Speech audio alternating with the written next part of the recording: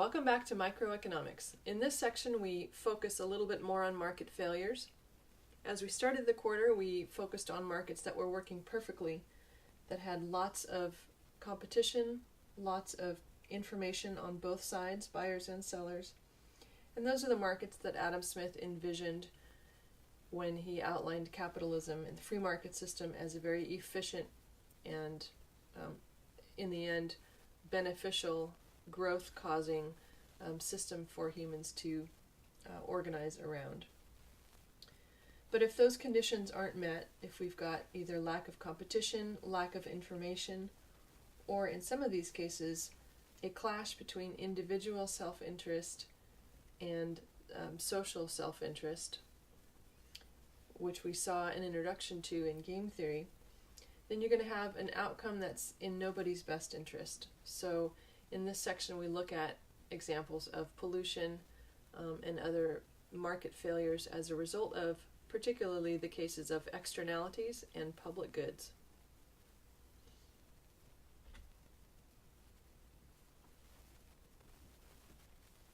So this is where it fits into the map.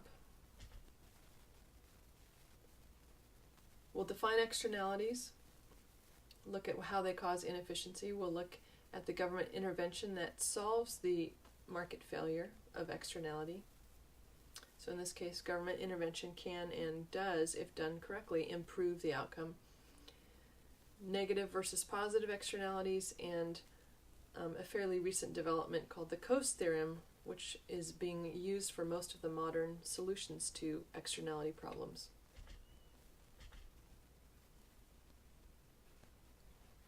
So here's your definition of externalities. If somebody's actions, either buying or selling, consuming, producing, create benefits or costs that get on innocent bystanders or third parties or external parties, it's called an externality. So here's a quick brain check.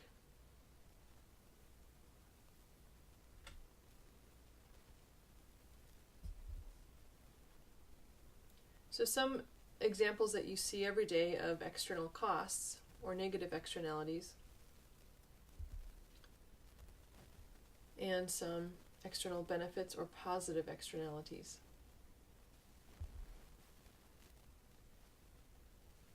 Another practice question for you. Which of the following is a source of negative externalities? And I don't know about you, but this is so frustrating to me.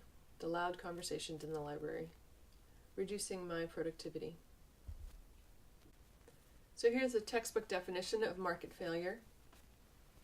It's when the free market equilibrium is not providing the socially optimal or efficient amount of the good. And one of the root causes, or perhaps the root cause, is that left to itself, the economy produces too much pollution because polluters have no individual incentive to take into account the costs they impose on others. Likewise, in the library, the people next to me have no individual incentive to keep their voices low. In fact, their group project may necessitate that they talk loudly. So the individual incentive versus the collective or group incentive, sometimes they're at odds with each other. Here's a great example of individual calculations of benefit and cost being different than the socially optimal or group best interest. So if almost a third of all traffic accidents are attributable to cell phone use, what should we do? Clearly, relying on people to curb their own cell phone use isn't working. So most states have, and countries have, banned cell phone use. And there's even some research that suggests that hands-free devices don't help all that much. It's the concentration that's the issue. But what you're doing when you're texting and driving is you're failing usually to consider the potential costs, sometimes fatal, on others that your texting has.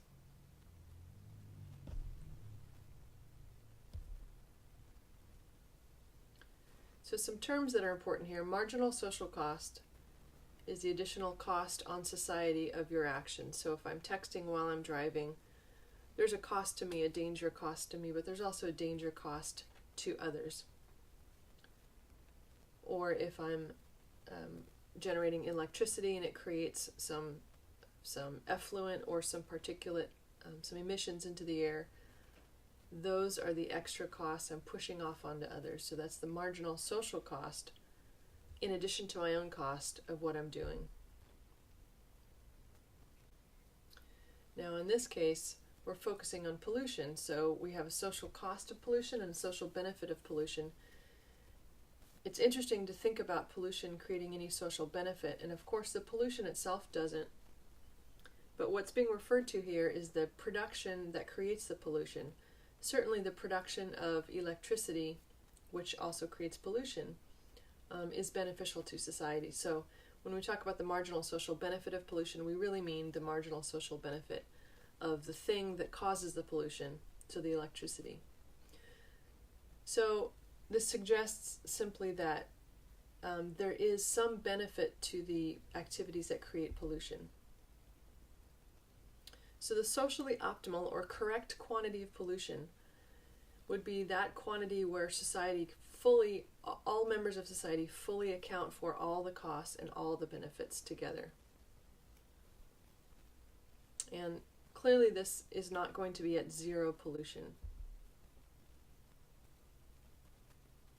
So if there's a marginal social cost of pollution, we can think about it as an upward sloping curve for various reasons, but probably the more pollution, simple way to think about it is in air pollution. The more pollution there is, the more concentrated costs on everybody, asthma sufferers, the ability to go outside in amounts of heavy air pollution is reduced, so productivity is reduced. So the more pollution there is, the more expensive it is for society. And the marginal social benefit of pollution is a counterintuitive idea, but it's based on the idea that to avoid pollution, to reduce pollution, is costly for firms. So the more pollution they have to reduce, in other words, putting the quantity of pollution over to zero, closer to zero, the more expensive that's going to be. So when they save money, there's a social benefit to society as a whole because they're avoiding the cost of reduced pollution. In any case, there is a socially optimal point of pollution that we can agree that is not zero. So it's worthwhile for us to have some amount of production that creates the pollution. And even though there are costs, it seems to make sense to have some amount of pollution. Although probably left to its own devices, the market would create more pollution than is socially optimal. Because when we look at the socially optimal point, both benefits and costs, the full benefits and full costs, social cost, social benefit, are taken into account, not just the private firm's benefit, right? So without any regulation or other interference by the government, private companies would produce too much pollution. They would be ignoring the social costs of pollution. And although our socially optimal quantity of pollution is here,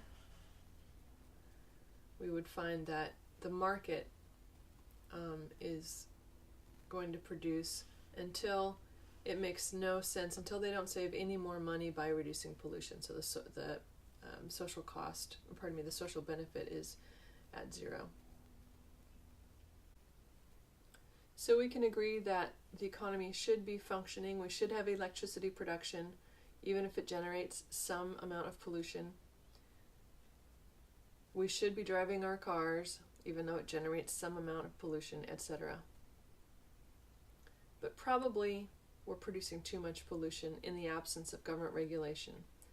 So that's in fact one of the reasons why you see governments regulate around the world activities that generate pollution, because it's a known market failure. Whether you're conservative, liberal, economist, you understand the market failure as a technical problem in the market for which in these certain cases, markets really don't provide the correct, efficient, socially optimal outcome, and they do need intervention.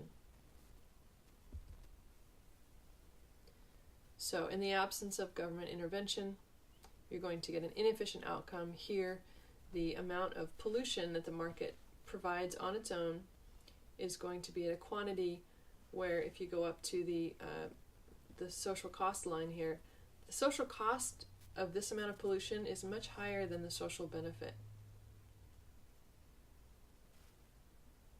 That's inefficient.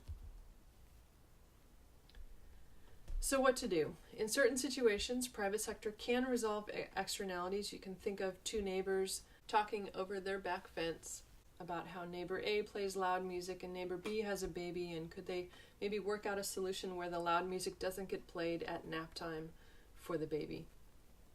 There are mutually beneficial transactions like this that happen all over the place. Unfortunately, they don't happen for the largest types of pollution.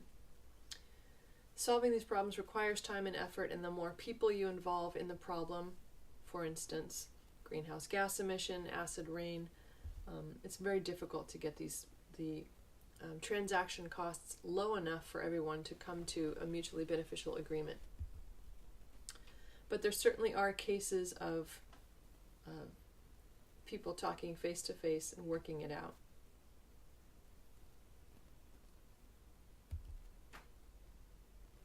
Ronald Coase of the Coase theorem pointed out in the conditions under which these private transactions and these solutions could occur. So the Coase theorem has been used to justify that not all negative externality problems need a government solution.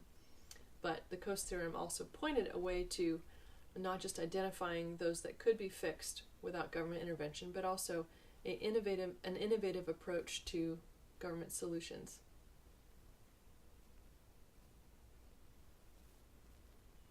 So even in the presence of externalities, the efficient solution or socially optimal solution can be reached under the condition that transaction costs are low enough.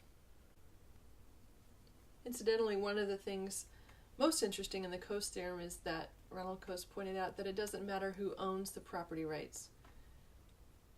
Either the victim or the aggressor, so to speak, the person polluting into the other person's property rights, it really doesn't matter who owns those property rights. As long as the transaction costs are low, it's easy enough for them to talk to each other, then they will.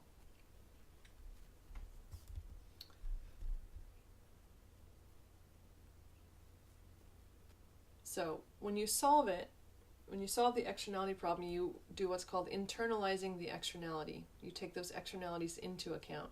So when I'm walking my dog at the park, I consider that if I let him poop everywhere, that's going to create costs for others. I will take that into consideration, and I might just find it in my heart to get a doggy bag and pick up the poop when I realize the costs of stepping in it are much higher than the costs of picking it up and throwing it away.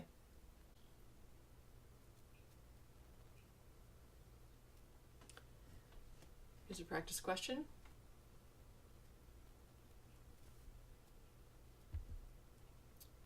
Here's the answer.